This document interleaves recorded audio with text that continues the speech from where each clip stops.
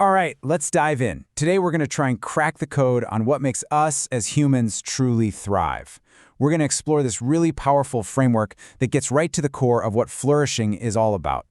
Have you ever stopped to wonder about this? I mean, why is it that in one job or one relationship you feel totally energized, like you're on top of your game, but in another you just feel drained, stuck? It's this fundamental puzzle of being human, right? Well, today we're going to uncover the hidden code that really drives our sense of well-being.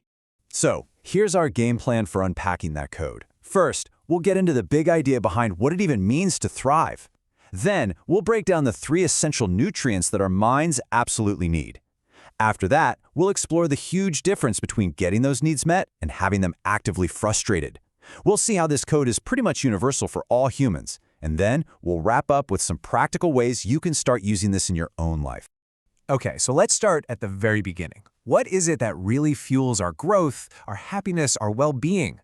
The big idea here, and this comes from decades of research in what's known as self-determination theory, is this simple but profound metaphor. Just like our bodies need physical nutrients, food, water, sleep, our minds have basic psychological needs.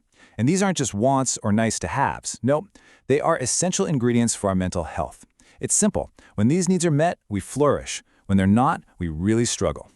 So, what are these psychological nutrients? The theory points to 3 of them. I want you to think of these as the big 3 for your psychological diet. Let's break them down one by one. First up is autonomy. Now, right away, this isn't about being completely independent or some kind of lone wolf. It's about feeling a sense of choice and authenticity, that what you're doing actually lines up with your own values and interests. It's that feeling that you're the one writing your own story. Not just a pawn being moved around by outside forces. You feel like you're in unison with what you're doing. You're in the driver's seat. The second psychological nutrient is competence. This one is all about feeling effective and capable in the things you do. You know that amazing feeling you get when you finally learn a new skill or you tackle a tough challenge and come out on top? That's competence. It's not about being the best in the world, but about that personal feeling of growth and mastery. And that brings us to the third and final nutrient. Relatedness. This is our deep, fundamental need to connect with other people in a meaningful way. It's that feeling of being seen, of being understood, of being cared for by others. It's that sense of mutual respect you get in a great friendship, or with your family, or on a team that just clicks. It's that powerful feeling of belonging. Okay, so we've got our 3 needs: autonomy, competence, and relatedness. But here's where this theory gets really, really interesting. It's not as simple as just having these needs met or not.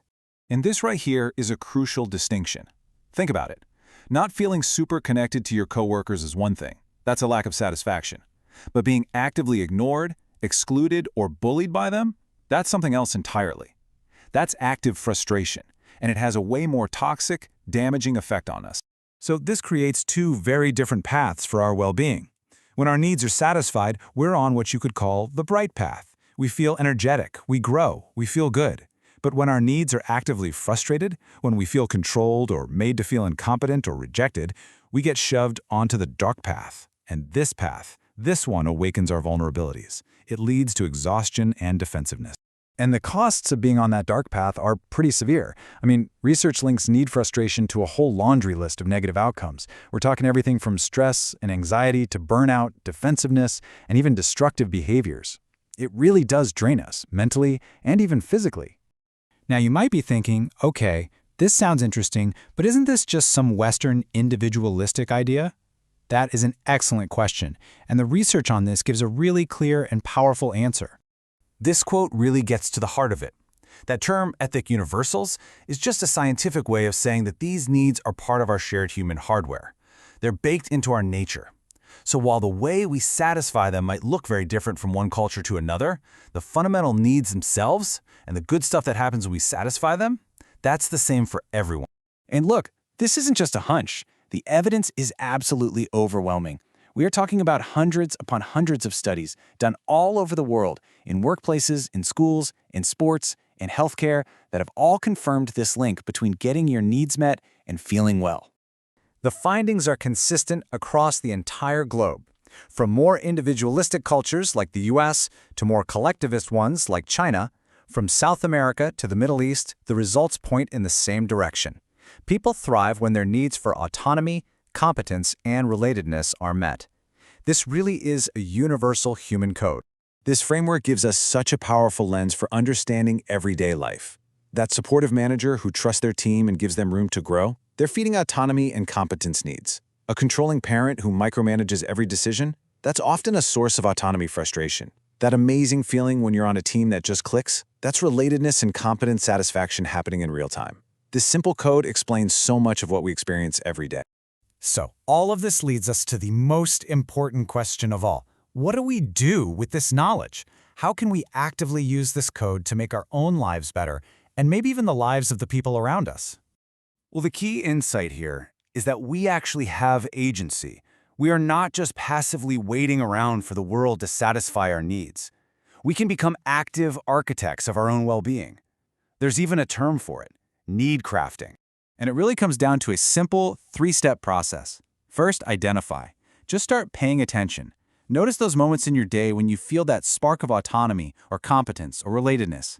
Second, select.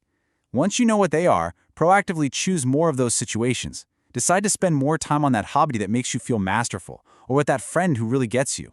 And third, communicate. Let people know what you need.